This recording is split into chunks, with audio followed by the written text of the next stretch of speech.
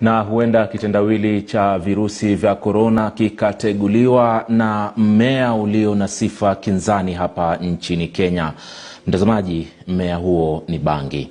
Utafiti wa chuo kikuu cha Oregon nchini Marekani umeonyesha kuwa chembechembe zinazopatikana katika mmea wa bangi zina uwezo wa kudhibiti maambukizi ya virusi vya korona, haswa vile ambavyo vinavyozidi kuchipuka.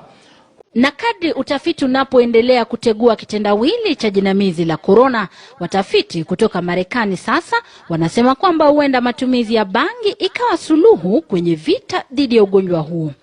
Utafiti wao ukionyesha kwamba mmea wa bangi una uwezo wa kukabiliana na hata kuzuia maambukizi ya korona. Na kadri utafiti unapoendelea kutegua kitendawili cha jinamizi la korona, watafiti kutoka Marekani sasa wanasema kwamba huenda matumizi ya bangi ikawa suluhu kwenye vita dhidi ya ugonjwa huu. Utafiti wao ukionyesha kwamba mmea wa bangi una uwezo wa kukabiliana na hata kuzuia maambukizi ya korona. Na huenda kitendawili cha virusi vya korona kikateguliwa na mmea ulio na sifa kinzani hapa nchini.